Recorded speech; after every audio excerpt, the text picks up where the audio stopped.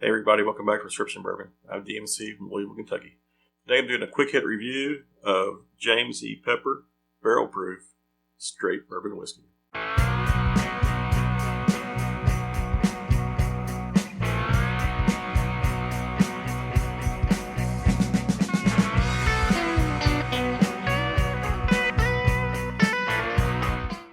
So this is going to be a quick hit review, and this is also a Fresh Crack Friday. So let me get this bottle open, and I'll jump right into the review. I'm going to flip my script here a little bit. Let me get a crack here. Yeah, a little soft, but nice. I'm going to flip my script a little bit. I'm going to get right into the nosing and tasting, which is what a lot of people like. I will do some history on this and on the bottle, distillery, and all that after doing my tasting. So you don't have to stick around for that if you don't want. I know some people enjoy the history and some don't. So let's get on the nose.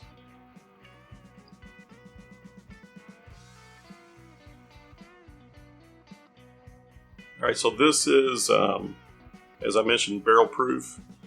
It is 52.6%, which comes in at 105.2 proof.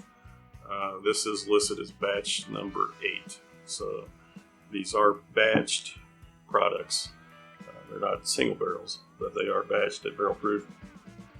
And it is James Pepper's own distillate out of Lexington, Kentucky. So they started distilling in the renewed distillery in 2017. This is listed on their website as an average of 5.5 years, but technically not age stated. Mash bill on this, the batched barrels contain corn, rye, malted barley, and malted rye. Don't know what percentages went into this batch, but they've got a couple different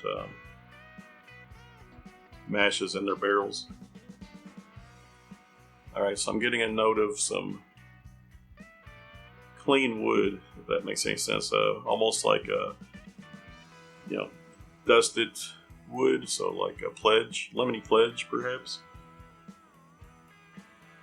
with an underlying wood there. So almost something you would smell in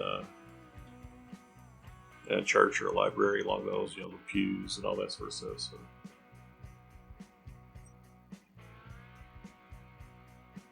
I think the citrus does stand out the most for me right there. So, all right, let me give it a quick taste. Cheers.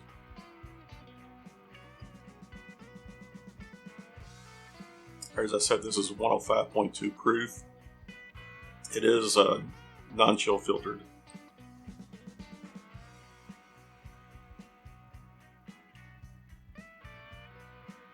Peppery spice on the tongue, going down the throat. Definitely spicy, a good medium mouthfeel, maybe even a slightly above medium, honestly. So not crazy thick or anything, but nice mouthfeel.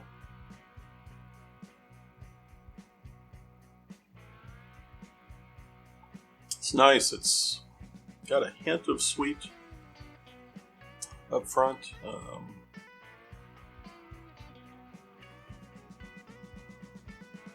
Not much fruitiness on the taste. I guess that sweet could be fruity. Perhaps like slightly like a raisin or something like that. So if not that, then it's just a hint of brown sugar.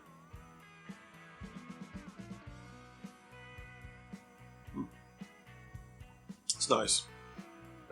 These bottles go for, I think, $60 range.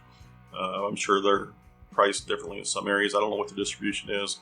They're certainly available in Kentucky, probably surrounding states, probably not nationwide distribution. This Decanter style bottle, as you can see, is a throwback to a Decanter bottle they had back in the 1940s.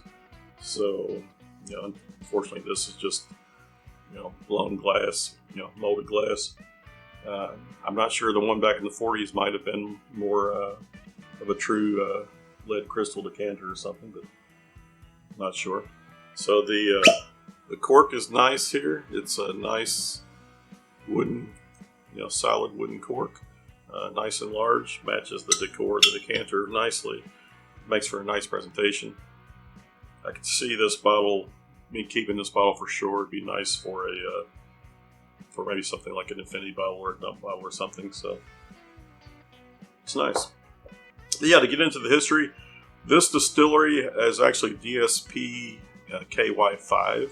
So it was the 5th registered distillery in Kentucky. It's in Lexington, Kentucky. James E. Pepper was the 3rd generation distiller that opened the distillery there. So they had actually been distilling for years prior to that, but they officially opened the distillery and registered it in 18.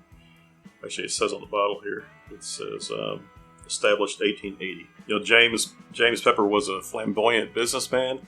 He traveled around the country promoting his whiskey. He touted as the oldest distillery and the largest distillery in the country.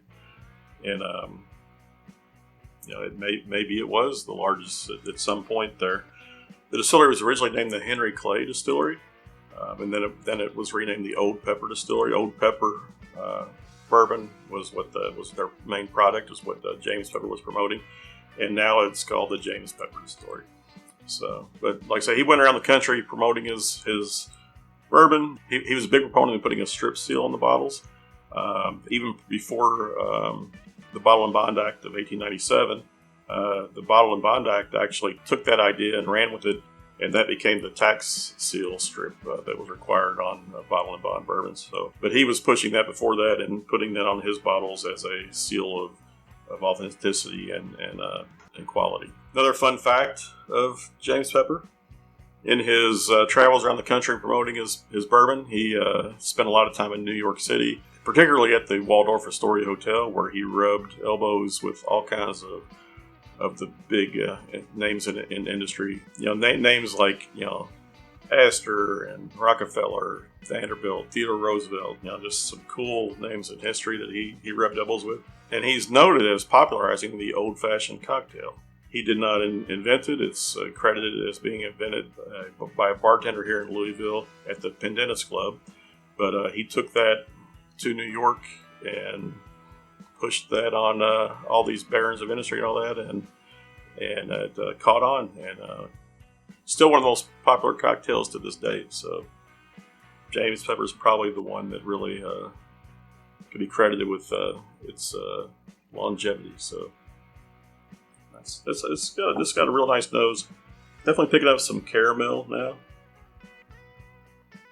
It's nice. The distillery he founded here in 1880, it actually closed right before Prohibition, 1917, and it was granted a license as to be a whiskey warehouse during Prohibition for storing whiskeys for medicinal purposes and all that. They didn't have one of the distilling licenses, but they were a storage location. It was reopened after Prohibition. They continued to distill. Like I say, this decanter came out in the mid-40s, 1940s, and eventually the distillery did close in 1958. After World War II, the Korean War and all that, it was just oversaturation, and they closed. In 2008, the site was purchased by a gentleman named Amir P., and he started revamping the distillery, and he started buying some distillate from places like MGP. I think I did do a James Pepper bourbon in one of my previous videos. It was an MGP flight fight, so that was one of the ones in there. I know the bourbon I had at the time, I think it was only age stated as 2 years old. I think they eventually had 3-year-old of the same bourbon. It was the James Pepper 1776 bourbon. They certainly got to 3 years old. I'm not sure if we got to 4 years old with the MGP distillate. But in 2017, the distillery was revamped enough to where they started actually distilling again. So this is now 2024, so that was almost 7 years ago. And so a lot of what they're putting out now is their own distillate. This is definitely their own distillate. This came out in late 2023, and as I said, they listed as 5.5 years old. So very, very nice, very cool history there. So for a $60 bottle that's barrel proof, 5.5-year-old Kentucky bourbon, that's a decent price. And with this cool decanter they have, and I don't know if they're gonna keep this forever or if this is just a special release. All right, yeah, this nose is definitely nice. There's some caramel. There's some oakiness there. Yeah, I mentioned a library or church type of oak or wood smell. I'll stick with that. Let me give it another taste.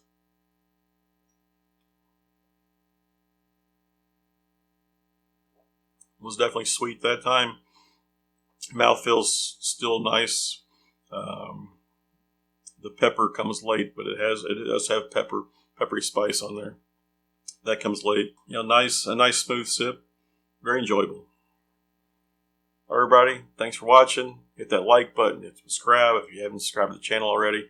Leave some comments down below if you've tried this, if you've seen this in your area. If you haven't seen it and you're looking for it, be interested to know where it can be found or where people can't find it. Remember, everybody, all bourbon is whiskey, but all whiskey is not bourbon. The best bourbon comes from Kentucky. Cheers.